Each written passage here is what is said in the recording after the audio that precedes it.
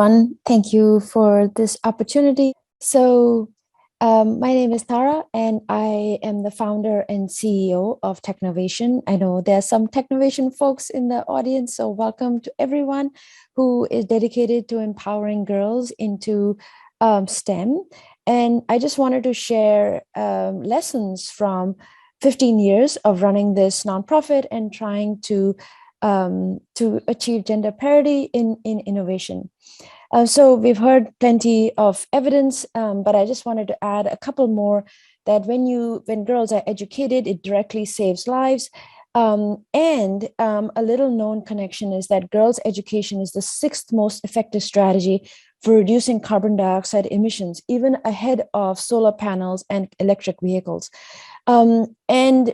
Technology, of course, is the future, but less than 10% of this future has women. And that's the problem that we set out to solve 15 years ago. And I wanted to talk a little bit about the journey and what we learned through different mistakes so others can benefit from it as well and not make the same mistakes. So when I started, I'm an aerospace engineer by training, and I came into this mostly because I felt that girls were not given the same opportunity as boys to look at their potential. And when I was looking at the research to see what makes a difference, a key piece that came out was the impact parents make on learning. And in the US, there's a very significant report called the Coleman Report that looked at 60,000 students across all sorts of socioeconomic statuses. And parents came out as one of the main drivers that predicted student achievement. And there was a model in a school called the Open Classroom, where I saw parents and children learning together. And the kind of learning environment that was generated when an adult said, I don't know, let's find out together. That kind of role modeling, to me, there was something very interesting there. And so we started a family science program, especially targeting minority groups, low-income communities.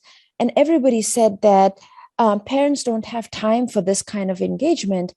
But the key nugget there was to offer dinner, because all of us, regardless of how much money we make, we all need to eat food. And if we basically are using that time to learn together as a family, what we found was that parents love not having to clean the dishes, not having to worry about what to cook, and also to spend quality time with their children learning together.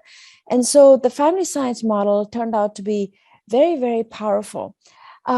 And the way we connected with STEM was to actually bring STEM university students as mentors. So we partnered with different universities around the country and offered them technical elective credit for learning how to take complex STEM concepts and to teach them to the families. And the families loved to interact with a completely different group. And of course, the university students loved the experience of connecting again with their local communities that they would never have normally connected with. And here are some of the examples of what families said that they loved about the model. Mostly it was the bonding time, but especially for daughters, it was really powerful to see their dads and their mothers learning. We got a National Science Foundation grant to look at the impact of this program. And what we found was that it definitely worked to help children increase their interest in STEM. It definitely helped parents bring in STEM as a family hobby. It was helpful for the engineering students to improve their technical communication skills. But our biggest question was, could this impact last? And could this scale? And we were not sure that the data was showing that. In parallel, we were running another program where girls were challenged to tackle community issues using technology. So they worked with mentors from industry. And over the period of 9 weeks, they developed apps and business plans. And what we found was that looking at both of these programs and also looking at the research, we were beginning to figure out what are some key elements of programs that drive behavior change. The first was the importance, of course, and I call it the 4 E's to self-efficacy. The first was exposure. It's really, really important to have role models. They can be in the form of stories in the media or TV shows, but also mentors. But they need to be trained. The second is that the experience has to be like a video game. It should be very easy to get started. There should be lots of social interactions, a clear goal. And we all want people to believe in us. And so if we have high expectations, we rise to these high expectations. And this is where it's not just important to have mentors, but also parents involved in this whole learning experience. And lastly, this is a failing that online programs actually are not able to do, which is to have the adrenaline, the drama of a in-person competition. And very often we forget that we are human beings, that if we are hungry and sleepy and tired, we're not going to learn. And so these basic human needs need to be met if we are to change our long-term behaviors and expectations.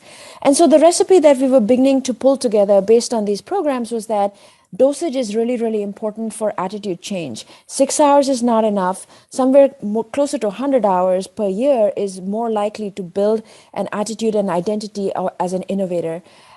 Learning has to be purpose-driven, and this is not a gender thing. Even it's more about a new learner versus an expert learner. We all want to know, why should I learn? Why should I care?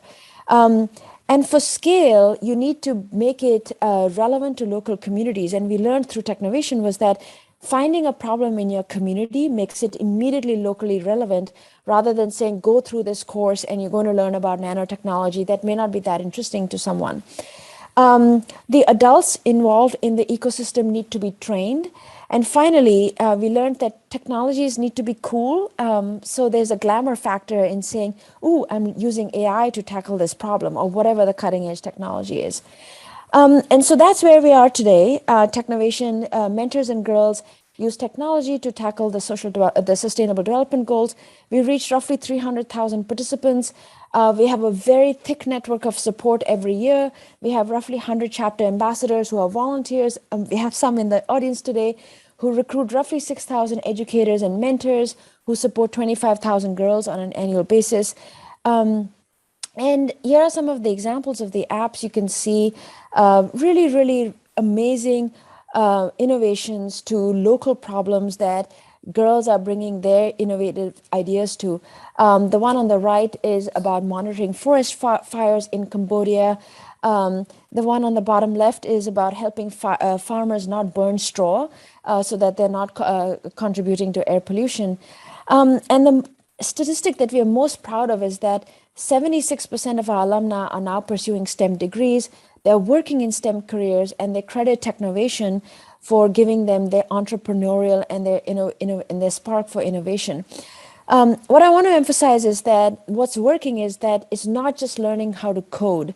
That is just one part of it. The really important part is learning how to solve real world problems, identify human behavioral barriers, work in a team, and most importantly, learn about yourself. What motivates you? What drives you? When do you get frustrated? And overall, begin to understand how to solve really complex problems, that the ones that we face in the world today. And so for the coming season, we are excited to partner with the UN Office of Outer Space Affairs to use AI and space data to tackle the Sustainable Development Goals. And we have 3 age divisions bringing our lessons from 15 years together. The beginner division, where 8 to 12-year-old girls will be supported by their parents, who will be their mentors. The junior and senior division supported by mentors from industry, and a very strong pillar of support for our alumni. And that is it. I will share my slides in the chat so that everyone has access to this. But thank you so much for inviting me to share our lessons from the 15 years.